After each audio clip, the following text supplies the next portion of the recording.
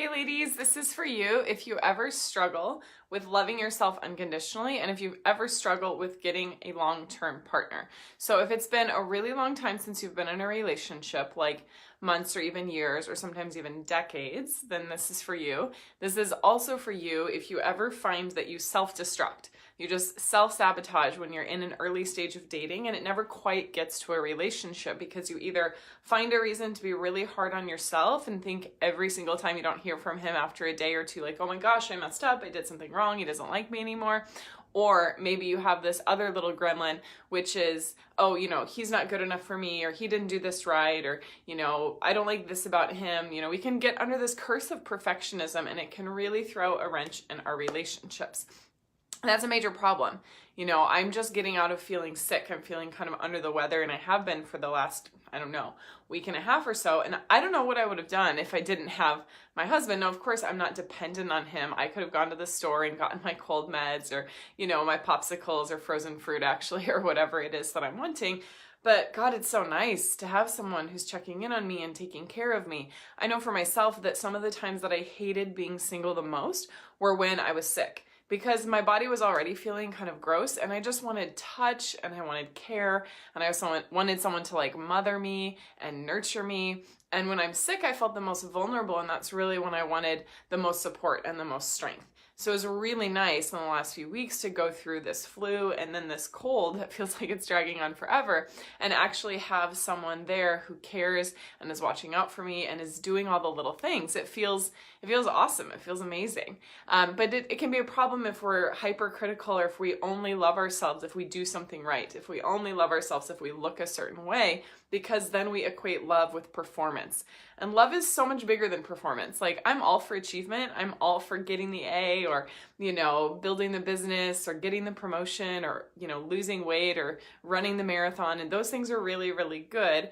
But if we're just driven by fear, and if we're just driven by perfectionism, then we're really going to miss out on this juice that is the sustainer of life, and that juice is love. And I do believe that love is what makes the world go round, and love is what helps us get through those times in between our achievement milestones, right? Because of course we have the things that we're going after in our life, but what about the nitty-gritty on the way to the goal? What about the person who's checking in with you when you have a new job? What about the person who takes time to care for you when you're sick, like I was mentioning earlier? I really feel like we need those battery packs in our life. We need those booster shots and those people that are supporting us, and so that we can get from peak to peak and not have to stay too far down in the valley. Life is full of cycles, of course, but when we don't have support around us and we don't have a love for ourselves and love that we're receiving from others, then life can get really dry and really boring.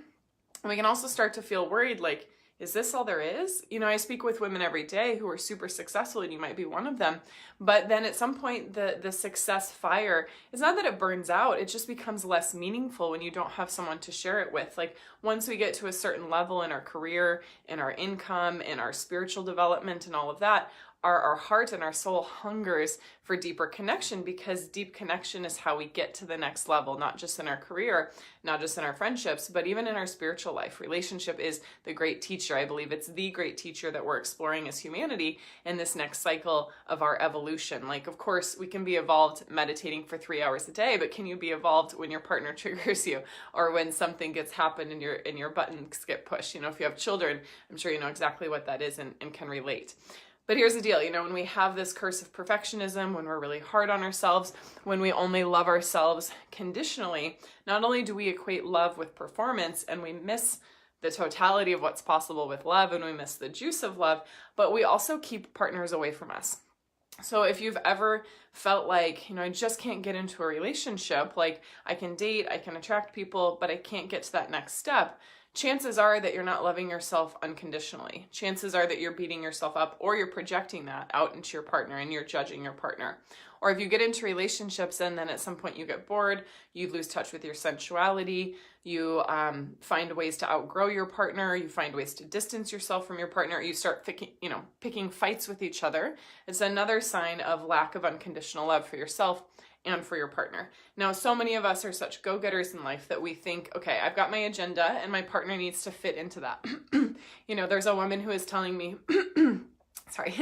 there was a woman who was telling me, well, I have my life vision and I want want my guy to be able to move with me to this place and to do this particular sort of job and to do these sort of things. Now, I'm all for specificity when we're creating our vision, but I had to laugh because I was like, well, do you want an office mate or do you want like an actual partner? You know, she had kind of scripted out like his job and that he would follow her and move with her and that he would do all of these things. And it was just kind of comical because where's the chance then for that partner to bring his own set of experience and unique qualities and vision? I think the best relationships are actually a co-creation of both partners' dreams and desires and visions and qualities, and not about one partner just fitting the mold of another partner. You know, that's really, to me, like 1950s. Women were often doing that in a man to the man's, you know, life, but now sometimes we're expecting the partner to do the same thing for us. And we're losing the sense of wild adventure that is love, of co-creating new possibilities that you probably can't even think about right now if you're not in that sort of relationship. So imagine what it would be like to feel loved unconditionally, that when you messed up or when you weren't feeling good or when you had a zit or when you got sick or when you said the wrong thing and put your foot in your mouth at a party, like what would it be like to just be like, yeah, you know what? I'm pretty awesome. I'm still lovable. This is just part of me. This is just part of me learning. You know, how would it feel to have a partner that wants more and more and more of you and never feels like you're too much, never feels like you're over the top, never feels like, you've got to be perfect in order for them to love you. Like imagine how much more you could do and grow and become with that sort of unconditional love. You might take more risks. You might open, a new business. You might go on a travel adventure. You might start a nonprofit. You might do a lot of things that are currently not even accessible because your energy is focused on being perfect or fitting a certain mold. You know, I remember going to bed and choosing like not to clean off my makeup or even touching up my makeup before going to bed with some of my former partners. This is many years ago, but there was a guy I was dating like 6 years ago and he was really into appearance. And so I would literally go in to brush my teeth and then I would touch up my makeup before going to bed because I didn't want him to see me in a certain light. Like I didn't want him to see that I had blemish and all of that. Now, of course, my skin was horrible back then because I was never actually taking care of my skin. I was just trying to make it look perfect in order to not be rejected by someone that I'd literally been dating for like 7 months at this point, and I was still kind of keeping up appearances. And I know that when I met Jason, so much in my life transformed because I had developed a deep level of authenticity and vulnerability and skill to just be who I was, loving myself unconditionally as best as I could. I'm still human. And accepting and receiving that from my partner as well. You know, there's a lot of people out there who want to love you unconditionally, but you're probably deflecting like, oh, that's not true, or I can do it myself, or if they compliment you, like, oh, it's not a big deal, like, always pushing away the love that's there, that's trying to reach to you. So again, if you imagine what it would be like to have unconditional love, your life has so much more energy, so many more possibilities, and so much more trust and faith in yourself and in the relationship. And that's the sort of love that lights me up and makes me super excited. And after working with hundreds and thousands of women, there's hundreds of women who have taken my signature training, but there's thousands of women who have taken some of my other trainings, some of my webinars and those sort of things. What I've noticed is that the more we are attached to being perfect and the harder we are on ourselves, the more critical we are on ourselves, the farther distance we have between a loving partner. So the number one thing that you can do is learn to love yourself unconditionally. And that's actually the first thing that I teach everyone that I work with is it's self-love, yes, but it's beyond self-love. It's about nurturing yourself, loving yourself through those shadowy parts of ourselves where we're comparing or we're competing or we don't feel good enough or we're falling short of what we want in our life. How do we love ourselves through that disappointment, and how do we mother or nurture ourselves through that? So if you ever feel like you're not getting what you want and you're feeling really critical, instead of making that worse, get the skills and the tools that you need to love yourself unconditionally and then attract a partner who can really do the same. And that's something that I love to do with women because it doesn't have to take a long time. I have clients that were single for 8 years and got engaged within 6 months of starting to work with me because they got crystal clear on what they wanted, on what was holding them back, and then they got the skills and the tools they needed to love themselves unconditionally, to date effectively, and to spend all the energy they were spending on anxiety and perfectionism and actually spend that on love, loving their partner and loving themselves and creating an amazing relationship.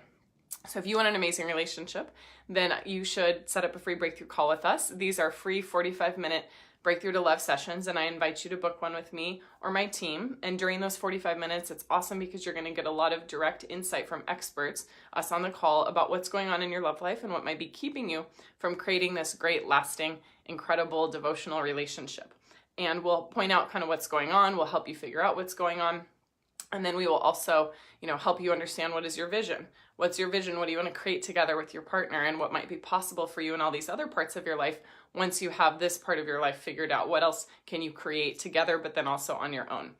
And then if you are, feels like it's a good fit for you to be in the program, we feel like the energy is right and that we know we can help you, then we will talk to you about our program. But if not, we won't. And maybe we won't invite you into the program if it just doesn't feel like it's the right fit. So either way, you're going to get a ton of value and a ton of clarity. And these are something that we offer as part of our mission to spread more love on the planet, so that every woman has clarity and insight on what's going on in her love life, what's holding her back from being more loving and receiving more love, and then what is it that she's really wanting. So that's our gift to you. And you just go to violetlang.com/talk, and that is how you set up those free Breakthrough to Love sessions. And I will put the link in the comments, and I look forward to serving you then. So wishing you lots of love and unconditional acceptance of yourself at each point of your journey. Mwah.